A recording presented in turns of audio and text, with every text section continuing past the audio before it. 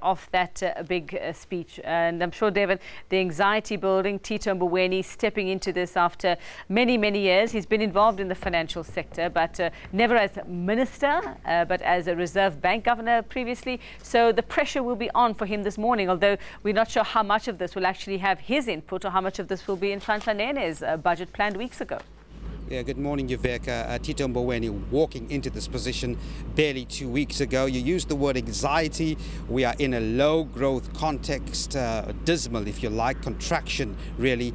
We have strain on the fiscus, rating agencies are watching us, and of course consumers alike are hoping that they don't get more tax hikes come February. But I have David Mania, the DA spokesperson on finance, here with me. So I've taken a look at the list of proposals you've put forward to the new finance minister. I want to start with something very high up on that list.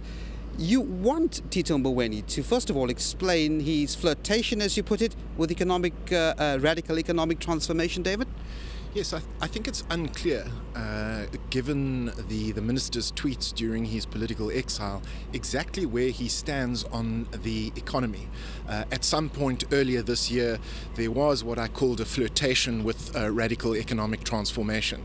So we think it's important that the minister use this opportunity to position himself and explain his flirtation with radical economic transformation, and particularly to clarify his views on extending state ownership, for example, in the mining sector, on the formation of a state bank, and then also, of course, on the establishment of a sovereign wealth fund. Okay.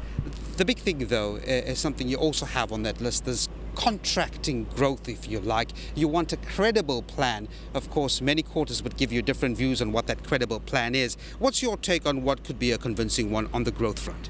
Well, ultimately, you're absolutely correct. It does all come down to ground zero of the problem, which is we are in a recession. The economy is stagnant and set to grow at 1.5% over the medium term. And so we think that the minister needs to announce a credible plan to grow the economy, which in our view means a fundamental change in economic policy. We need to try something different, like focusing particularly on the small business sector, which is a big employer. And trying something different, like, for example, exempting small businesses who employ fewer than 250 people from onerous labor laws other than the basic conditions of employment. That will help to grow the economy and create jobs in South Africa. We've got to stop borrowing as a country, well, if not stop, but curb it so that it doesn't suffocate our fiscus. And if you look at state-owned enterprises, for example, ratings agencies use this term contingent liabilities. What are you looking out for? Well, ordinary people who are battling to make ends meet and put bread on the table cannot be expected to continually fork out and bail out zombie state-owned enterprises like South African Airways. South African Airways will require about 22 billion rands in bailouts over the medium term.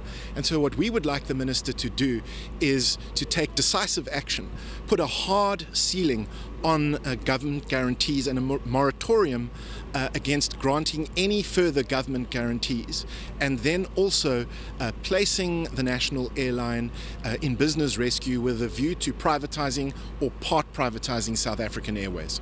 He's going to have a lot of pressure on him as far as cutting wages for public sector workers. But of course, we've seen such a build-up ahead of this budget speech. Unions saying, hey, start on top.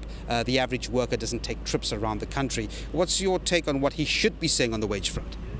Well, at the end of the day, I mean, we do have to get serious about cutting spending. And if we're going to get serious about cutting spending, we have to start to look at ways to contain the public sector wage bill, which will consume 1.8 trillion rand, or an average of 630 billion rand a year over the medium term. I think in time we have to look at wage freezes. And if we just consider the envelope that would be available, if indeed we went with a wage freeze, which might not be the best option, but is an option, we could save about 238 billion rand over the medium term. And finally, on the land reform, I mean, of course, we know the DA has got a very strong stance on this particular subject, but can it not be used for an opportunity here, David? I mean, all we need is to sort of upskill, have access to finance, put in some inputs as far as equipment is concerned. This is certainly a subject that can be used as an opportunity as well. We absolutely do have to right what was an historical wrong. And there are mechanisms to do that, to ensure that individuals actually own land by giving people, as you say, access to credit in order to own the land themselves. But at the end of the day, I think the debate on land expropriation without compensation, which has very little to do with righting an historical wrong and everything to do with positioning the governing party ahead of the election next year, I think was a mistake and is an obstacle to recovery in South Africa. David Mania, the DA spokesperson on finance, thanks very much indeed for talking to us. So there you have it. Come 2 o'clock, we'll get an understanding of where this economy is going. Remember, Yuveka, at the end of it, what happens here is that the medium-term budget policy statement is a check on the economy. It gives you numbers to actually measure how changes in the economy is affecting our budget. All that coming up at 2 o'clock with Tito Mboweni.